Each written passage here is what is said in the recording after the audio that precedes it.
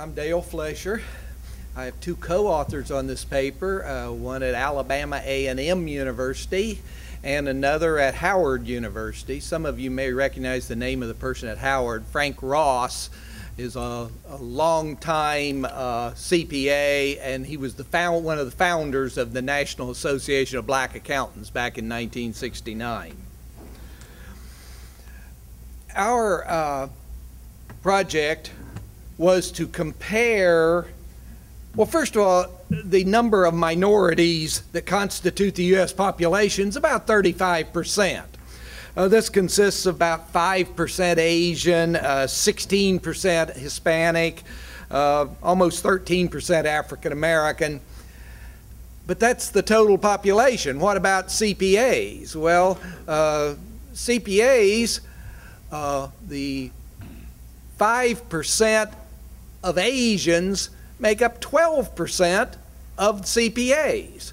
So we have a lot of minority CPAs, but they're all Asian. Hispanics, 16% of our population, but only 8% of CPAs are Hispanic. And African Americans are, again, almost 13%, but only 3% of the CPAs are African American. Now, there have been various studies over the years that actually compared, why do minorities go into accounting or not go into accounting? Well, we're not looking at that. We're looking at people who actually went into accounting and graduated in accounting, but are not CPAs. We're trying to compare CPA minorities to non-CPA minorities. And of course, this is an important issue in our modern business world. I mean, if you're trying to serve a diverse client base, then maybe you need to have minorities, because 21% of non-farm U.S. businesses are minority owned. In many cases, you want to have a minority CPA servicing that account. So basically, a diverse workforce is necessary. Now again, we're talking about there are minority accountants out there, but they're not CPAs. So our feeling was, why are they not CPAs? These people, really cannot enjoy the social and economic benefits of being a CPA if they don't pass the exam. So what we did was we conducted a survey of two groups. The National Association of Black Accountants, the members of that group, and a group of Hispanic accountants and CPAs, with the intention of trying to figure out why or what determined that some of them passed the exam and some didn't. The history of this subject goes back to 1969, and in 1969 was really the first time that the AICPA addressed minority issues. Well, maybe I shouldn't say that. Maybe at this point I'll go into a little bit of the history of this, because we're in Alaska. And Alaska played an important role in the recognition of minorities by the American Institute of CPAs. You'll notice on the slide there I say in 1969 the AICPA established the Minority Initiatives Committee, and at that time there were basically, I think it was 0.3% of CPAs were African American. And so this was considered, about 150 of them in the United States. So that's when the AICPA finally did something about it. And the AICPA Council passed a proposal saying, we will not discriminate. However, 1969, that was 4 years after the proposal was made. And it was a person from Alaska that initially made the proposal.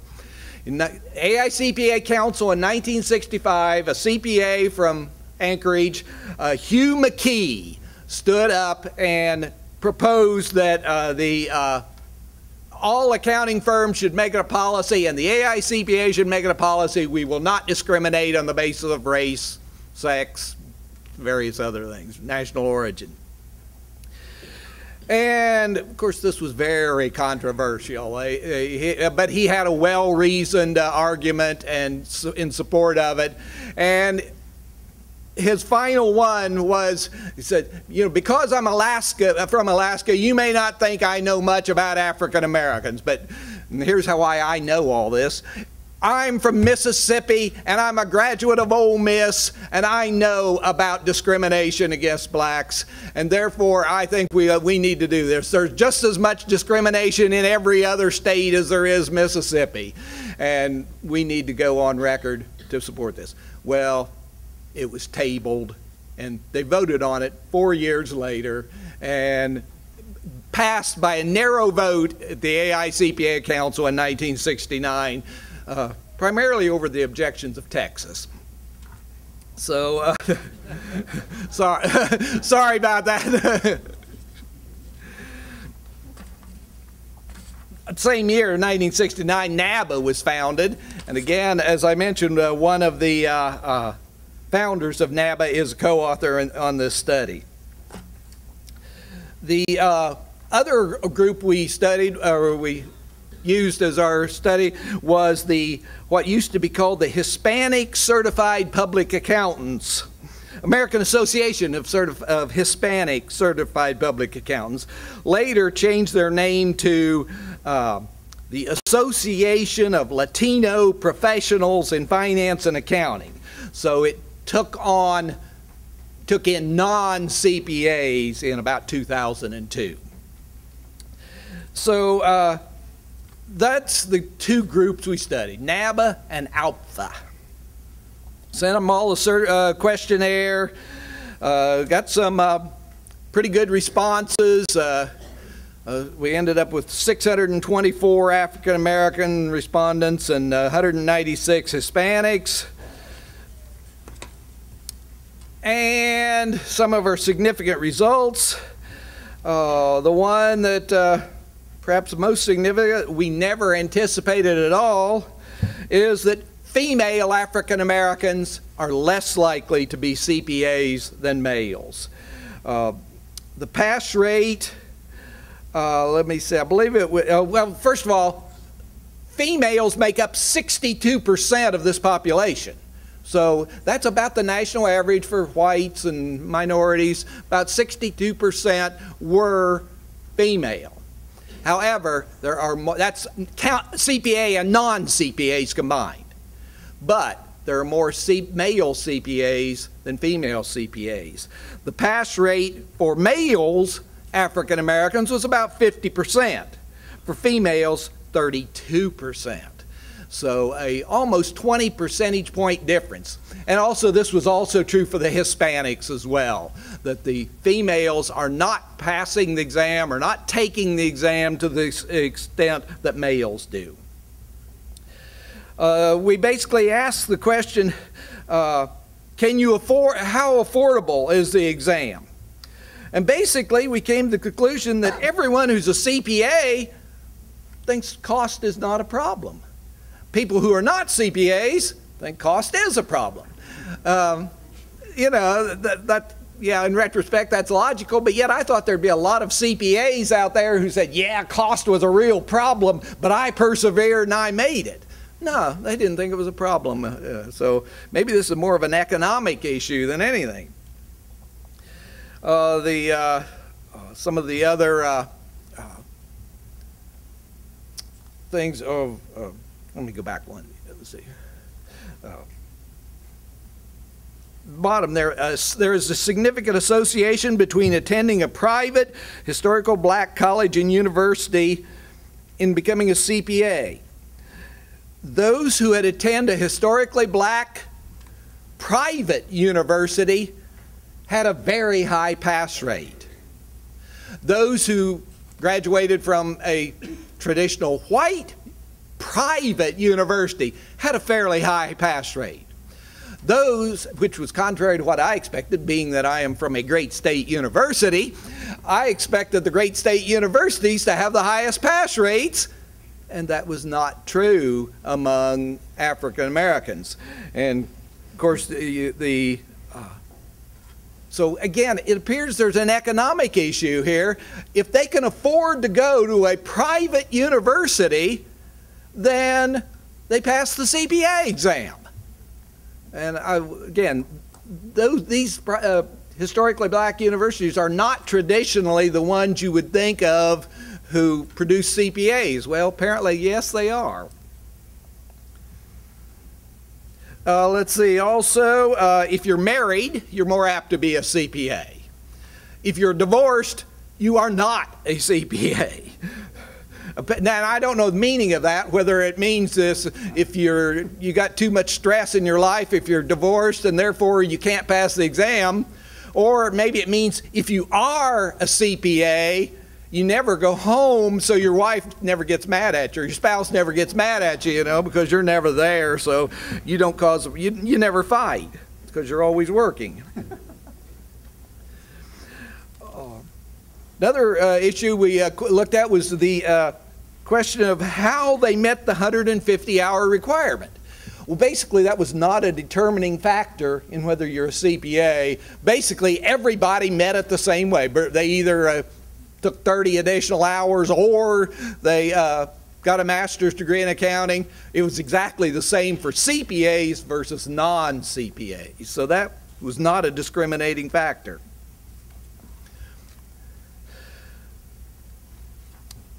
A lot of it seems to be attitude. People who have a positive attitude toward the CPA exam and perceptions involving job incentives and all seem to do well. Those people who have negative attitudes or don't think the CPA is important or who think it's too expensive or too difficult, they don't pass. So it seems like attitude might be a little bit of a problem there. We did the same thing for Hispanics. Pretty much same results. Hispanic females are less likely to be CPAs. I think their pass rate was 60% for males, 37% for females. So a more than 20% difference there between females and male Hispanics.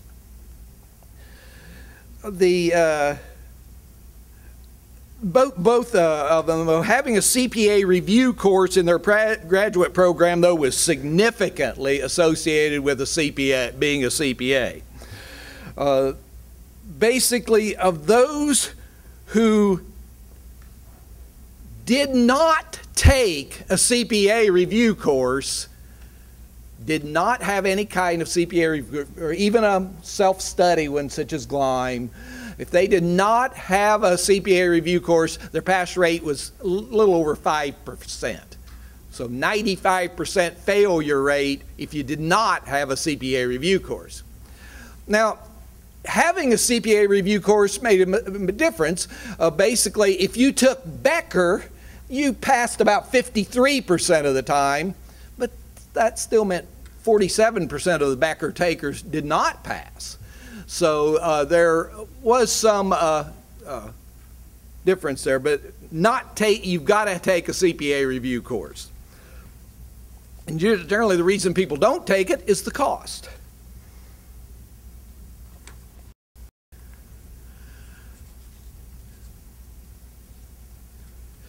Again, attitude, there's a positive perception about their occupational incentives, what their employer provides, they're more apt to be a CPA.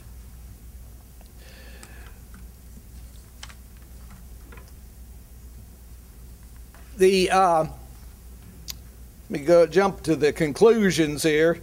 Well, what we basically found in summary, one, that employers can help through motivating the people better, because again, those who said their employers didn't care didn't pass the exam. Those who said their employers did not reward them, they didn't pass. So employers can help. economic status seemed to be a lot more important than minority status. You know, if they graduated from a high-priced school, then they passed the exam. If they said there's no problem in paying for review courses and things, well, they passed the exam. So attitude's important. CPA review courses are important. Prestige and money are motivators. Role models are good, but not required. About half of them had role models on both sides. And gender, unfortunately, females are less likely to be CPAs, and that was one thing we need to look more in depth in because we really did not anticipate, didn't see that coming. The things that basically we didn't find is the 150-hour law is not at fault. Nobody said a 150-hour law was a problem for them, you know, unless they were like over 45 years old. I think it was 45 or 50 was the cutoff. So apparently everybody who goes into accounting now knows it's a 150-hour program, and so it's not really a question anymore.